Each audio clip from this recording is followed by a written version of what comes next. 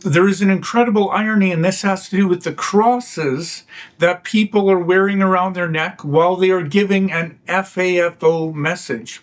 The irony is in that cross, before it was a message of sacrifice and love, the cross was an FAFO message. It was the FAFO message of the Roman Empire. If you think the cross was just a Christian symbol, Rome would like a word. It was the ancient version of a public service announcement, don't mess with Rome.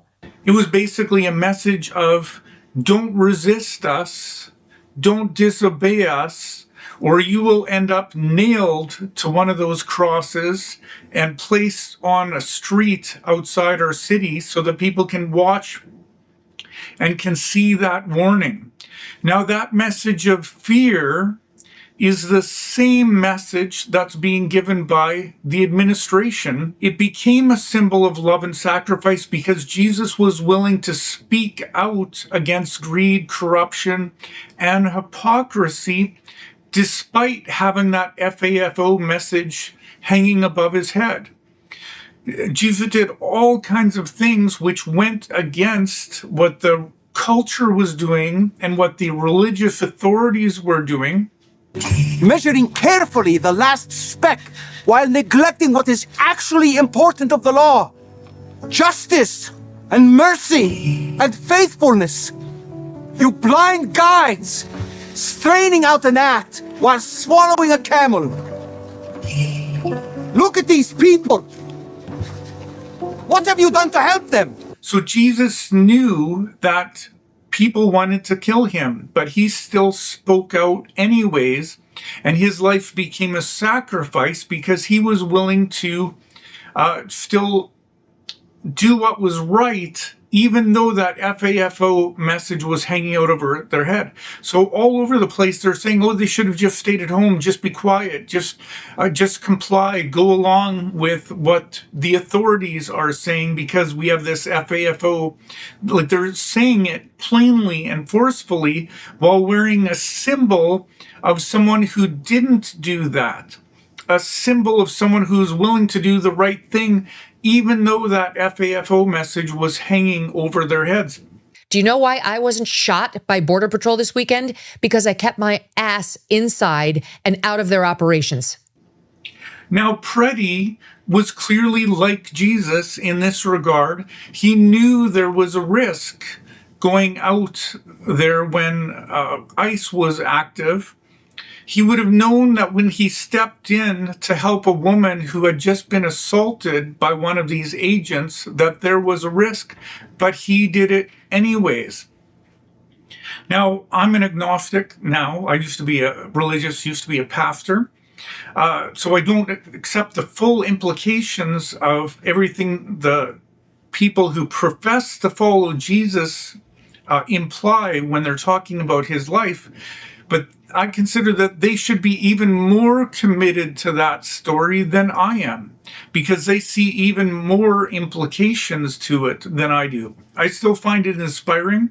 Like, I find the story of Martin Luther King to be inspiring. Like, I find the story of Gandhi to be inspiring. I consider we can still be inspired by this. And I consider that I would far rather die a martyr and be killed by evil and cruel people who are giving me the FAFO message than willingly go along with people who are promoting evil and injustice. Consider this as well. So not only are they radically confusing and being ironic with regards to that FAFO message, but they are also very much confusing the message of the book that they profess to believe in. So Jesus spoke out against racial discrimination in the sense that the community that he was a part of despised Samaritans, but he made a story where the Samaritan was the hero of the story. He hung out with tax collectors and prostitutes. He healed a centurion. So he was going against those racial and ethnic prejudices that existed in his own community. A Samaritan woman came to draw some water.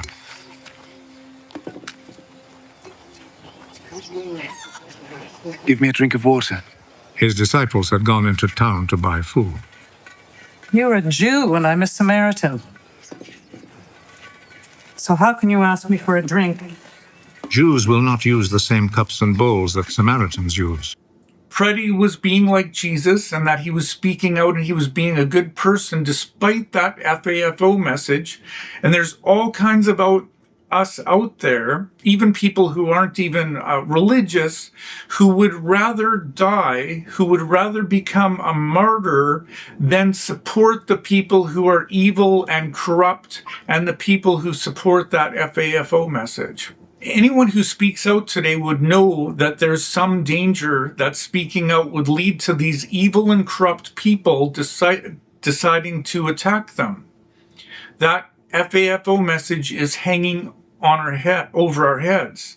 But we would rather stand up and speak out and take the side of that which is good, like Jesus was, like Preddy was, rather than siding with the people who are so evil that they would rather see people be tortured in concentration camps, that they would rather kill people than back off from being evil and corrupt the way they were. So the Roman Empire, the same Roman Empire that put Jesus to death, also killed Christians for fun. The real show was watching criminals or just unlucky citizens get tossed into the arena with wild animals. And the crowd, they loved every second of it. That was entertainment for the Roman Empire. But despite all of that cruelty and evil, eventually society changed and dropped and turned away from that cruelty and evil. Just like the cruelty and evil that Martin Luther King stood against. Cruelty and evil and the lack of human rights that Gandhi stood against. So in this, people have a decision to make. Will they be like the Roman tyrannical empire that's standing with this FAFO cross and holding that over people's heads and be willing to be cruel and tyrannical? Or are they going to just quietly try to not do anything and avoid it all and just hope that nothing happens and that things get better on their own? Or are they going to be like Jesus and Gandhi and Martin Luther King and stand up against this tyranny and try to make a difference and hope that we can bring the world back to a better place?